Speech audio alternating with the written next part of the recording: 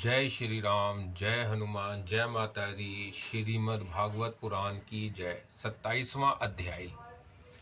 प्राकृति पुरुष के विवेक से मोक्ष प्राप्ति का वर्णन। श्री भगवान कहते हैं, माता जी, जिस तरह जल में प्रतिबिंबित सूर्य के साथ जल के शीतलता, चंचलता आदि गुणों का संबंध नहीं होता, उसी प्रकार प्राकृतिक के कार्य शरीर में स्थित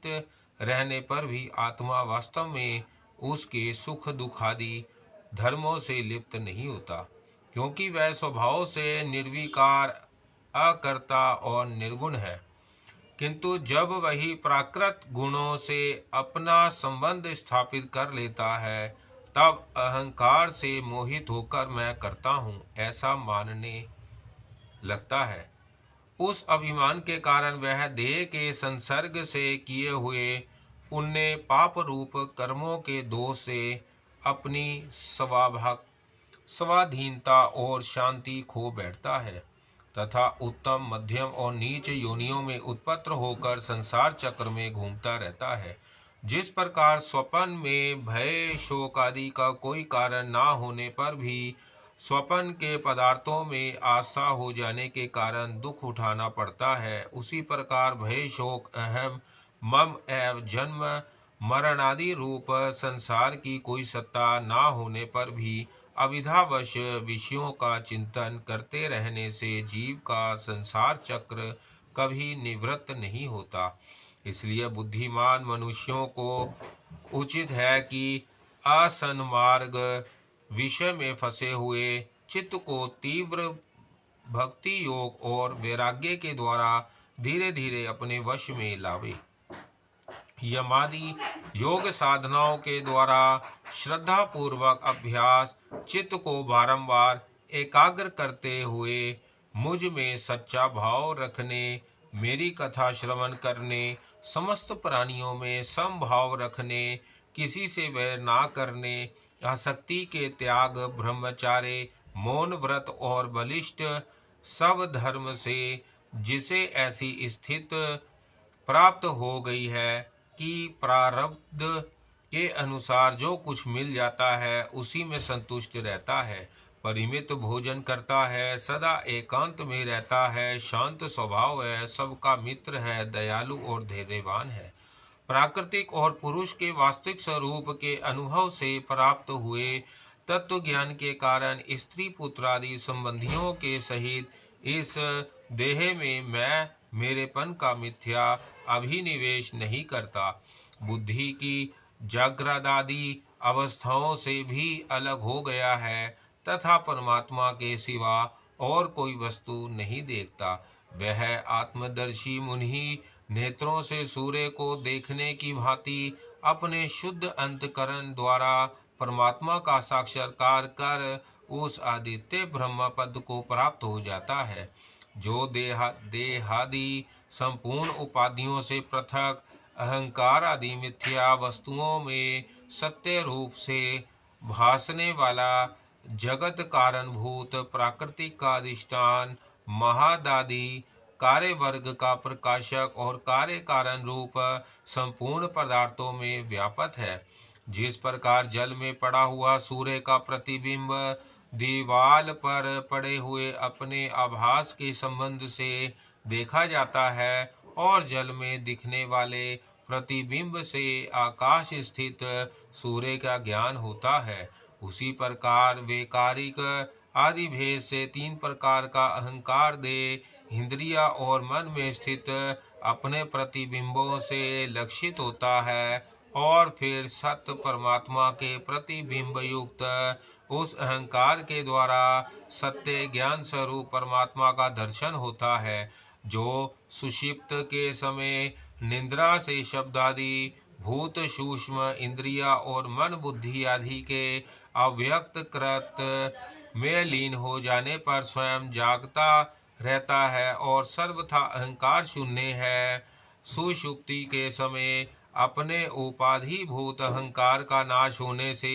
वह भ्रमवश अपने को ही नष्ट हुआ मान लेता है। और जिस प्रकार धन का नाश हो जाने पर मनुष्य अपने को भी नष्ट हुआ मानकर अत्यंत व्याकुल हो जाता है, उसी प्रकार वह भी अत्यंत विवश होकर नष्टवत हो जाता है। माताजी, इन सब बातों का मनन करके विवेकी पुरुष अपने आत्मा का अनुभव कर लेता है, जो अहंकार के सही संपूर्ण तत्वों का अधिष्ठान और प्रकाशक है।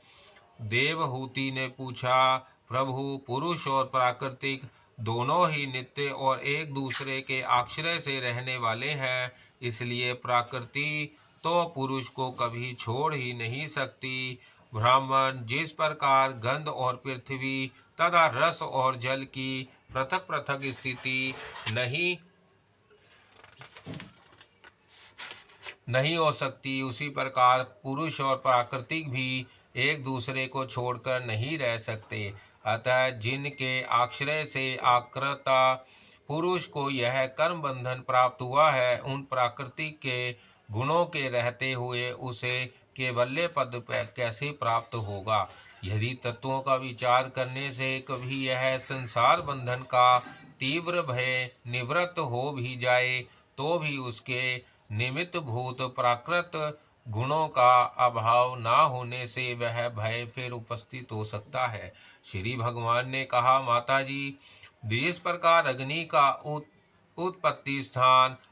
अरणी अपने से ही उत्पत्र अग्नि से जल कर भस्म हो जाती है, उसी प्रकार निष्काम भाव से किए हुए सब धर्म पालन द्वारा अंतकरण शुद्ध होने से बहुत समय तक भागवत कथा श्रवण द्वारा पुष्ट हुई मेरी तीव्र भक्ति से तत्व साक्षात्कार कराने वाले ज्ञान से प्रबल वैराग्य से व्रत नियम आदि के सहित